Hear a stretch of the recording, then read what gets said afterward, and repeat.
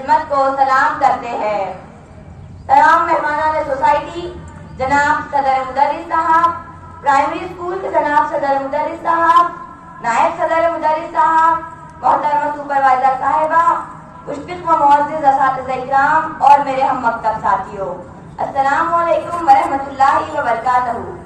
میری طرف سے آپ تمام کو یوم جمہوریت کی پرخلوص مبارکباد۔ ہر سال کی طرح اس سال بھی ہمارے ملک میں یوم جمہوریہ کا جشن بڑے ہی جوش و خروش کے ساتھ منایا جا رہا ہے۔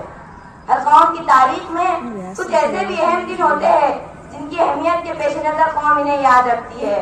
اسی طرح ہمارے ملک ہندوستان میں 26 جنوری کا دن نہایت ہی اہم دن ہے۔ آج کے دن یعنی 26 جنوری کے دن آپ کسی بھی کونے میں چلے جائیں، کسی گلی یا کوچے میں چلے جائیں، آپ کو ہر جگہ 26 جنوری کے نغمے سنائی دیں گے۔ دل سے نکلے گی نہ مر کر بھی وطن کی الفت، دل سے نکلے گی نہ مر کر بھی وطن کی الفت، میری مٹی سے خوشبو وفا آئے گی۔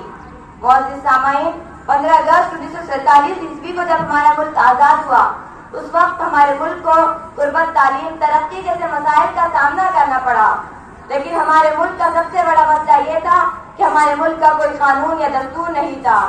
اسی تاریخ یعنی 26 جنوری 1950 عیسوی کو نئے قانون کا انعقاد عمل میں لایا گیا اور ہمارا ملک ایک جمہوری ملک کہلایا۔